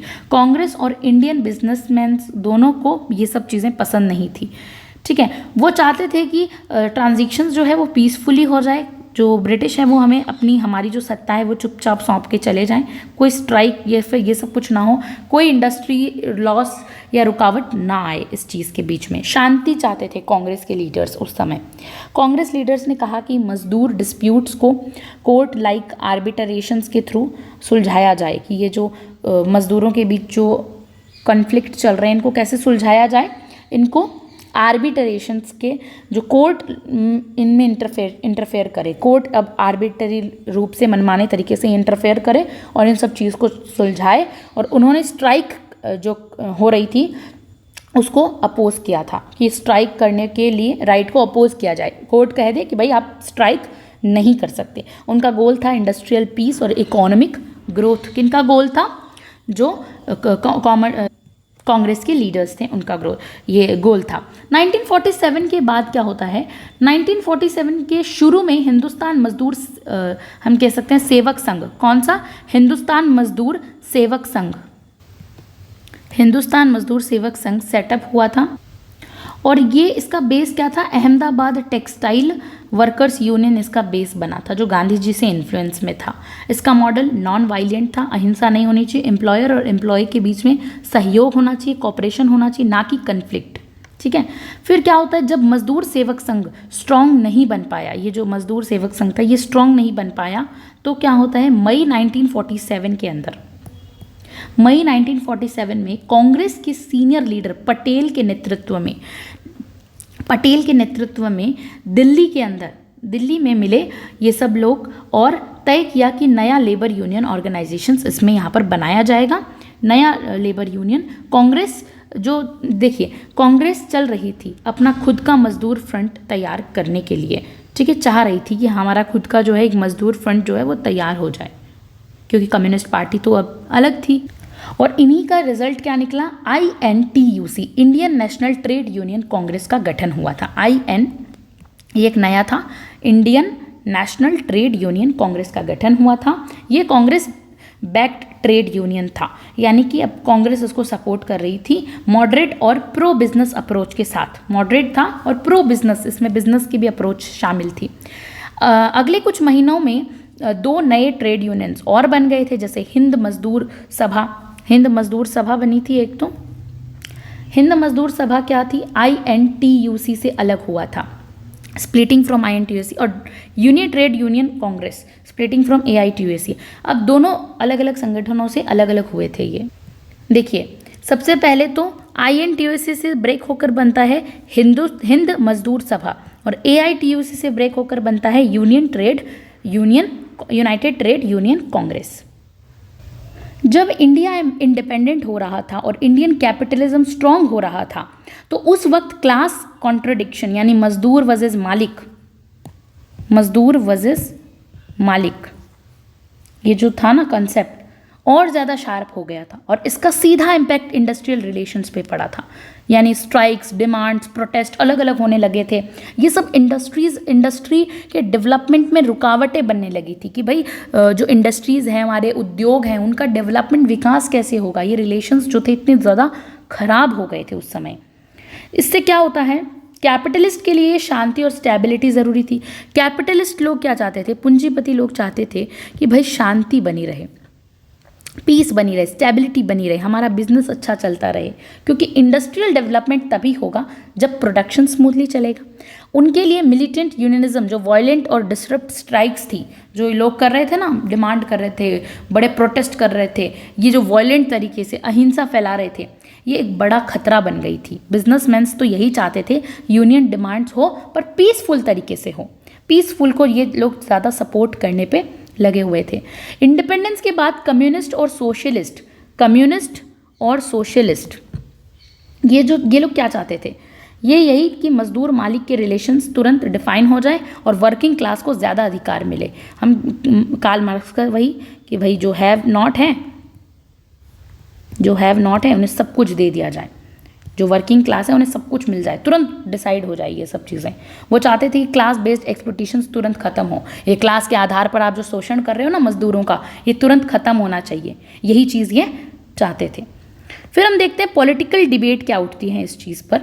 पॉलिटिकल डिबेट क्या थी, जो यहाँ पर ideological debate has impact on the politics around the period of independence. जो आइडियोलॉजिकल विचारधारा संबंधी जो होता है ना, जो ये विचारधारा संबंधी डिबेट चल रही थी, जैसे कि कैपिटलिस्ट वजह, सोशलिस्ट, गांधी वजह, नेहरू मॉडल, उनका सीधा असर पॉलिटिक्स पर भी पड़ा था। बिल्कुल भाई, ये पॉलिटिकल बैकग्राउंड में था तो पड़ेगा ही, असर तो पड़ना ही था, सीधा असर पड़ा था। स्पेशली इंडिपेंडेंस के आसपास वाले टाइम में बहुत ज़्यादा इफेक्ट पड़ा था। द फर्स्ट पास्ट जो हम कह post war budget was influential, यानी कि जो वर्ल्ड वार के बाद पहला बजट आया था हमारा, उसमें महंगाई, इन्फ्लेशन बढ़ने वाले एलिमेंट्स देखने को मिले थे पहली बार, ठीक है। फिर उसमें महंगाई को रोकने के लिए जो इन्फ्लेशन बढ़ रहा था, इसमें क्या हुआ था, लियाकत अली खान इंतरिम गवर्नमेंट के फाइनेंस मिनिस्टर थे। कौन थे लियाकत अली खान? इंतरिम गवर्नमेंट के फाइनेंस मिनिस्टर थे उस समय के। तो उन्होंने बजट दिया जिसमें कहा गया कि जो बिजनेस प्रॉफिट रुपए 1 लाख से ऊपर होगा, 1 लाख से ऊपर होगा, जो बिजनेस प्रॉफिट हम जिसे कहते हैं, 1 लाख से अगर ऊपर होगा, उस पर 25% का टैक्स दिया लगेगा। कि भाई आपने 1 लाख रुपए मान लीजिए, ये एक तरह से अमीर व्यक्तियों पर एक्स्ट्रा टैक्स लगाना था, जिससे सोशलिस्ट पॉलिसी जो है वो माना गया कि हाँ भाई ये तो सोशलिस्ट पॉलिसी है, आप अमीरों पर जो है टैक्स लगा रहे हो, कि जिसका 1 लाख रुपए जिसने 1 लाख रुपए कमाए उसको 25% उसका देना पड़ेगा टैक्स के तौर पर। ऐसा आया था मॉडल वहाँ पे। इस टैक्स का मकसद क्या था? अमीर लोगों के खर्च करने की आदत को रोकना, क्या करना? रोकना। इसलिए इसका नेचर सोशलिस्ट टाइप का था। वेल्थ रीडिस्ट्रीब्यूशन का आइडिया यहाँ पर आया था, वेल्थ को रीडिस्ट्रीब्यूट करना, कि भाई 1 लाख रुपए आप सोच रहे हो आप कमा के अपनी जेब में डाल लोगे, ऐसा नहीं होगा, वापस दो भाई सरकार को। किस रूप में? 25% टैक्स के रूप में वापस दो, ऐसा आइडिया आया था। फिर लेकिन कांग्रेस के लीडर्स ने इसका विरोध किया कि ये 25% वाला भाई ये क्या मामला है, इसका विरोध करते हैं। कौन करते हैं? कांग्रेस के लीडर्स करते हैं। ये बजट बिजनेसमैन के खिलाफ है और ज़्यादातर बिजनेसमैन कांग्रेस के ही सपोर्टर थे। किनके खिलाफ था ये? बिजनेसमैन के खिलाफ था। और बिजनेसमैन क्या थे? कांग्रेस के सपोर्टर थे। तो उस समय ये economic policy political rift reason बन गई थी।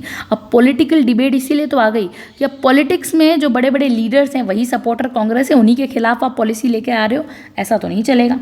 तो ये इकोनॉमिक पॉलिसी जो आई थी, ये एक तरीके से वो कहते हैं ना खाई बन गई थी। खाई होता है ना, रिफ्ट हम कह सकते हैं, रीजन बन गई थी, ठीक है। ये बजट ने कांग्रेस और मुस्लिम लीग के बीच थोड़ा सा जो बहुत सहयोग था उसको भी ख़त्म कर दिया। पहले कांग्रेस लीग जो था ना, कांग्रेस और कौन थी कांग्रेस के साथ? मुस्लिम लीग के बीच थोड़ा बहुत पहले सहयोग था, कॉपरेशन था, उसको भी जो है एकदम तरीके से पार्टीशन ला दिया। ख़त्म कर दिया। इकोनॉमिक डिस्प्यूट पॉलिटिकल डिवाइड में बदल गया था, ये जो इकोनॉमिक बंटवारा था ये पॉलिटिकली डिवाइड हो गया इससे तो लोगों का। इसके बाद क्या होता है, इंडिपेंडेंस से जस्ट पहले जून 1947 में CPI communist party of India की सेंट्रल कमेटी ने ये डिसीज़न लिया कि, क्या डिसीज़न लेती हैं कम्युनिस्ट पार्टी की सेंट्रल, ये डिसीज़न लिया कि through the force of freedom movement had compelled the imperial rulers to open negotiations with the Indian leaders. यानी कि उन्होंने माना कि फ्रीडम मूवमेंट ने ब्रिटिश सरकार को मजबूर किया कि वो इंडियन लीडर्स के साथ बातचीत करे, ये जो फ्रीडम मूवमेंट था। पर उनका ये भी मानना था कि ब्रिटिश अब नए तरीके से इंडिया को कंट्रोल करने की कोशिश कर रहे थे, जैसे कि राजस, जमींदार और बड़े बड़े जो राजा वगैरह हैं, जमींदार्स हैं, बिजनेसमैन के साथ मिलकर उन्होंने इस पावर ट्रांसफ़र को क्लीन ब्रेक नहीं माना। ये जो पावर का ट्रांसफ़र था इसको क्लीन ब्रेक नहीं माना था। फिर भी इनिशियली जो सीपीआई है, कम्युनिस्ट पार्टी ऑफ जो है, सीपीआई ने माउंटबेटन प्लान को 3 जून 1947 को एक नया मौका माना देश को आगे बढ़ाने का। ठीक है, माउंटबेटन प्लान को क्या माना, एक नया मौका माना कि ये ठीक है आगे बढ़ सकती है। उसके बाद क्या हुआ कि सीपीआई ने कहा कि ये जो दो नए देश इंडिया और पाकिस्तान, सीपीआई कहती है ये जो दो नए देश हैं इंडिया और पाकिस्तान और उनकी कॉन्स्टिट्यूएंट असेंबलीज नेशनल लीडर्स के हाथों में एक पावरफुल टूल है जिनका यूज़ करके वो देश को नई दिशा दे सकते हैं। ऐसा किसने कहा, सीपीआई ने कहा था। फिर हम देखते हैं कि इसका बहुत ज़्यादा इट वेलकम्ड इंडिपेंडेंस ऑन 15 अगस्त 1947 को, और इसी चीज़ को जो है इस वजह से सीपीआई ने 15 अगस्त 1947 को स्वतंत्रता का स्वागत भी किया था, इसी कारण से। ठीक है, वेलकम किया था। फिर हम देखते हैं कि दिसंबर में क्या होता है 1947 तक, दिसंबर 1947 आते आते सीपीआई ने अपना स्टैंड ही बदल दिया और माउंटबेटन प्लान को गुलामी का समर्पण, हम कह सकते हैं ना, वो माना। ये क्या है, ये तो गुलामी का समर्पण है कह दिया। माउंटबेटन प्लान को गुलामी का समर्पण किसने कहा था, सीपीआई ने कहा था। जिसने पहले उसका सपोर्ट लिया था उसने बाद में ये कहा था। उन्होंने कहा कि यह प्लान ब्रिटिश साम्राज्यवाद, जिसे हम कहते हैं राजाज और फेडरल्स और बड़े बिजनेसमैन्स, जो बर्जुआज के मिलाप का एक रिजल्ट है। कौन कौन मिले हैं इसमें, ये सब मिलाप का एक रिजल्ट है इनके। इस सोच से जो 1948 और 49 में कम्युनिस्ट मिलिटेंसी बढ़ गई थी, बहुत ज़्यादा, बहुत इंक्रीज़ हो गई थी। 1947 में Forward Bloc Subhash Chandra Bose, Forward Bloc याद रखना है, 1947 में Subhash Chandra Bose Forward Bloc left the Congress, यानी कि जो बोस की पार्टी का ग्रुप था उसने कांग्रेस को छोड़ दिया था इस चीज़ से। और फिर 28 फरवरी को 1947 में क्या हुआ था, 28 फरवरी 1947 को कांग्रेस सोशलिस्ट पार्टी ने अपने नाम से कांग्रेस शब्द होता, मतलब जो हटा दिया था। कांग्रेस सोशलिस्ट पार्टी ने अपने नाम से क्या किया था, कांग्रेस का जो शब्द था वो हटा दिया था। ओके, वो कांग्रेस से अपने आप को अलग देखना चाहते थे। फिर आता है राम मनोहर लोहिया। राम मनोहर लोहिया ने क्या किया था, राम मनोहर लोहिया ने कांग्रेस पर आरोप लगाया कि वो राजाज और जमींदार और बड़े इंडस्ट्रीज के साथ मिल गई है। किस पे नाम लगाया, कांग्रेस पे नाम लगाया कि वो इन सब के साथ मिल गई हैं। और वहीं मार्च 1947 में उस पार्टी ने नॉन कांग्रेस लोगों को भी मेंबरशिप देना शुरू कर दिया। फिर मार्च 1948 के अंदर क्या होता है, गांधी जी के असैसिनेशन के बाद पटेल पर यह आरोप लगाया गया कि उन्होंने गांधी जी की सुरक्षा को इग्नोर किया। ये ऐसा किस पे नाम लगता है, सरदार वल्लभ भाई पटेल पर ये आरोप लगते हैं कि गांधी जी की सुरक्षा को इग्नोर किया गया था। और वहीं इस क्रिटिसिज्म के बाद सरदार पटेल ने कांग्रेस से रिज़ाइन करने का फैसला किया कि मेरे पे ये नाम लगा रहे हैं तो बस मुझे नहीं रहना। तो उन्होंने ये, फिर जयप्रकाश नारायण ने कहा कि कॉन्स्टिट्यूशन का जो ड्राफ्ट बना वो घिसा पिटा, क्लमजी और हम कह सकते हैं ना बहुत ज़्यादा प्रेरणाहीन था। जयप्रकाश नारायण ने ये बताया कि जो कॉन्स्टिट्यूशन का जो ड्राफ्ट है बहुत ही घिसा पिटा है, चीटिंग हमने करके, और बहुत क्लमजी सा है और बहुत ही प्रेरणाहीन है। ठीक है, उसमें कोई जोश या विज़न नहीं था। तो यूपी में अब इस तरह से उठने लगे थे, सवाल उठने लगे थे। तो ये क्या होता है, यूपी में जो कांग्रेस सोशलिस्ट पार्टी के लोग कांग्रेस टिकट पे जीते थे, यूपी के अंदर उत्तर प्रदेश में कांग्रेस सोशलिस्ट पार्टी के लोग कांग्रेस के टिकट पे जीते थे, उन्होंने रिज़ाइन कर दिया था। फिर से इलेक्शन लड़ा लेकिन हार गए थे, क्योंकि वो किस पे जीते थे, कांग्रेस के नाम पर जीते थे। तो उस टाइम पे उन्होंने रिज़ाइन कर दिया लेकिन फिर बाद में हार गए। तो क्लियरली इंडिपेंडेंस के आसपास का जो समय बहुत इंटेंस आइडियोलॉजिकल डिबेट का पीरियड था, हमने देखा।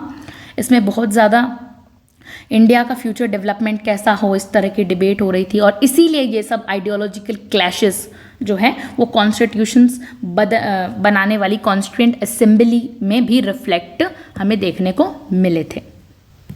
अब आता है the objective resolutions of the constituent assembly of India. क्या है ये ऑब्जेक्टिव रेजोल्यूशन? ये जितनी भी आइडियोलॉजिकल और पॉलिटिकल इश्यूज थे, जैसे socialism versus capitalism, land reforms, nationalism, ये सब जो बातें थी एक्सेट्रा एक्सेट्रा, तो उन सब को सॉर्ट आउट करने के लिए, ख़त्म करने के लिए, शॉर्ट आउट करने के लिए क्या किया गया था, ऑब्जेक्टिव रेजोल्यूशंस पास किया गया था। ठीक है, प्रस्ताव, ऑब्जेक्टिव रेजोल्यूशन, उद्देश्य प्रस्ताव जिसे, और ये काफ़ी शुरुआती स्टेज में ही कॉन्स्टिट्यूएंट असेंबली में पास भी हो गया था। ये रेजोल्यूशन एक तरह का गाइडिंग फ्रेमवर्क था जो हमें गाइड कर रहा था, जिससे पता चलता था कि भारत का फ्यूचर मॉडल क्या होगा, क्या होना चाहिए। इस रेजोल्यूशन में ये वाचन दिया गया था, प्लेज किया गया कि भारत एक आज़ाद यानी इंडिपेंडेंट, संपूर्ण संप्रभु, हम कह सकते हैं सॉवरन, जो संप्रभु है वाली कंट्री है, और रिपब्लिक यानी गणराज्य है, देश ही रहेगा। इसमें ये कहा गया, मतलब ब्रिटिश कंट्रोल से पूरा मुक्त होगा और राजा जो है, राजा महाराजा का रूल नहीं रहेगा यहाँ पर। और ये रिपब्लिक अपने सारे पावर्स लोगों से ही लेगा, मतलब हम अपने सारे पावर्स किन से लेंगे, लोगों से लेंगे। यानी people will be the source of all the authority, people ही जो है सोर्स ऑफ द अथॉरिटी रहेगी। ये डेमोक्रेसी का कोर आइडिया है। वी द पीपल से शुरुआत होती है इसकी, होने वाली संविधान की भी शुरुआत इसी से होगी। जो हमारी प्रेम्बल है वो ऑब्जेक्टिव रेजोल्यूशन से उसने हुआ था। तो इस रेजोल्यूशन में ये भी प्रॉमिस किया गया था कि जो हर भारतीय को जस्टिस मिलेगा यानी न्याय मिलेगा, वो सोशल हो, आर्थिक, सामाजिक, आर्थिक और राजनीतिक पॉलिटिकल तरीके से। ये वेलफेयर स्टेट को बहुत ज़्यादा समता का विज़न है कि सभी को समानता देना, ये वेलफेयर स्टेट का विज़न है। और इसी के साथ सभी नागरिकों को बराबरी मिलेगी, उनकी पोजीशंस या स्टेटस में जो उनको है उनको बराबरी मिलेगी, मौके मिलेंगे, अपॉर्चुनिटी मिलेगी, और कानून के सामने सभी बराबर होंगे। किसी जात, धर्म, पैसे, जेंडर के बेसिस पर कोई भी तरीके का भेदभाव नहीं होगा। हर व्यक्ति को मिलेगी फ्रीडम सोचने की, थॉट, अपनी बात रखने का, एक्सप्रेशन की, विश्वास करने का या करने की, बिलीव करने का पूरी आज़ादी, पूजा करने की आज़ादी, वर्शिप की आज़ादी, अपना काम या पेशा चुनने की, वोकेशन की आज़ादी, संगठन बनाने, एसोसिएशन की आज़ादी मिलेगी, और कार्य करने की, कोई भी एक्शन करने की आज़ादी, ये सब मिलेगी। लेकिन ये सब कानून और पब्लिक मोरालिटी के दायरे में ही होंगे, कानून के दायरे में, कानून से बाहर कुछ भी नहीं। मतलब टोटल फ्रीडम नहीं, लेकिन रीजनेबल रिस्ट्रिक्शंस के साथ फ्रीडम आपको प्रोवाइड करवाई जाएगी। कुछ रीजनेबल रिस्ट्रिक्शंस तो आपके ऊपर लगेंगे। इस रेजोल्यूशन में ये भी कहा गया कि माइनॉरिटीज़ जो अल्पसंख्यक हैं, पिछड़े और बहुत ही ज़्यादा हम कह सकते हैं वो ट्राइबल एरियाज़ जो है, जहाँ दलित, ओबीसी जैसे ऑप्रेस्ड, डिप्रेस्ड क्लासेस के लिए प्रॉपर प्रोटेक्शन, उनको सेफगार्ड दिए जाएंगे। इंक्लूसिव, समावेशित डेवलपमेंट, विकास होगा का उसका भी प्लेज लिया गया। सबका साथ सबका विकास की बात की गई थी इसमें। और ये सारे लिबरल और वेलफेयर स्टेट के आइडियाज़ बाद में इंडियन कॉन्स्टिट्यूशन के प्रीएम्बल में भी हमें देखने को मिलते हैं। फिर क्या हुआ था इसमें, प्रीएम्बल एक तरह से हम कह सकते हैं भारत के कॉन्स्टिट्यूशन का विजन स्टेटमेंट बन गया। ये पहले ही बता रहा है कि कैसा कॉन्स्टिट्यूशन होगा। प्रीएम्बल ने इंडिपेंडेंट भारत की फिलॉसफी, जिसे हम दर्शन कहते हैं, उसको दर्शाया कि हमारा देश जस्टिस, लिबर्टी, इक्वालिटी और फर्टिनिटी के बेस्ड पर होगा।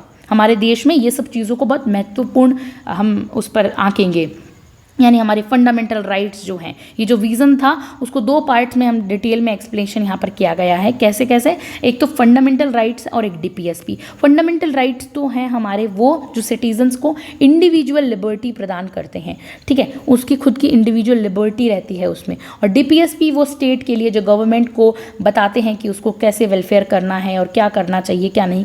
बस एक तरह से राइट्स क्या मिलेगा और क्या सरकार क्या करेगी इसको बताता है ये चीज़ें, ठीक है। और फिर हम देखते हैं जब समरी की बात आती है, समरी में हम देखते हैं इस यूनिट में हमने बहुत कुछ पढ़ा। इस पूरे यूनिट में हमने यही पढ़ा कि स्वतंत्र भारत में जो डेवलपमेंट के मॉडल्स पर क्या क्या डिबेट्स हुई, है ना।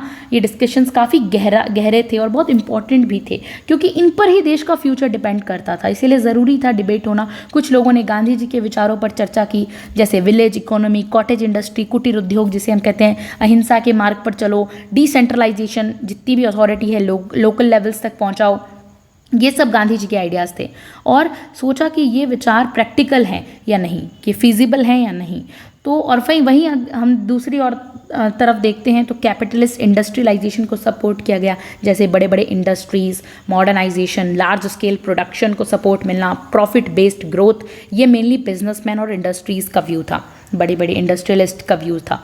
फिर हम देखते हैं वहीं ये डिबेट सिर्फ विचारों तक सीमित नहीं थी, इसमें बाद में बड़ी बड़ी प्रैक्टिकल पॉलिसीज़ भी शामिल थी, जैसे फूड कंट्रोल सिस्टम, हमने राशनिंग और कंट्रोलिंग देखा, नेशनलाइजेशन, राष्ट्रीयकरण देखा जैसे यूएसएसआर का मॉडल, फिर इंडस्ट्रियल पॉलिसीज़ और पब्लिक प्राइवेट सेक्टर की पॉलिसीज़ को भी देखा, लैंड रिफॉर्म्स आए, ज़मींदारी अबॉलिशन, जो टेंडेंसी राइट्स आए थे, देश की इकोनॉमी का कैसे चलाया जाए, और इस पे फुल डिस्कशन हुआ था, हमने देखा सब कुछ अच्छे से। इन सब पर हमने फाइनल डिस्कशंस, रिजल्ट यही कहता है कि भारत जो है हर नागरिक के हित इंटरेस्ट को हर एंगल से, पॉलिटिकल, सोशल, इकोनॉमिक, किसी भी एंगल से देखता है। मतलब कॉन्स्टिट्यूशंस और पॉलिसीज़ का मेन फोकस जनता का भला है, कि जनता का भला कैसे हो, इस पर है। और साथ ही ये इंश्योर किया गया कि कॉन्स्टिट्यूशन जो है और governance system liberal, freedom oriented होना चाहिए, वेलफेयर, यानी जो हमारा वेलफेयर भी हो तो जन कल्याण से भरा हुआ होना चाहिए, जनता की भलाई, फ्रीडम ऑफ एक्सप्रेशन, इक्वालिटी और सोशल जस्टिस की बात की गई है इसमें। और यही हमारा पूरा हमने सेकेंड यूनिट को कवर किया। आई होप आपको बहुत अच्छे से समझ में आया होगा, हमने किसी भी लाइन को बिना स्किप करते हुए समझा था, जो ये हमारी सेकेंड यूनिट यहाँ पर कंप्लीट होती है। Thank you so much for watching this video.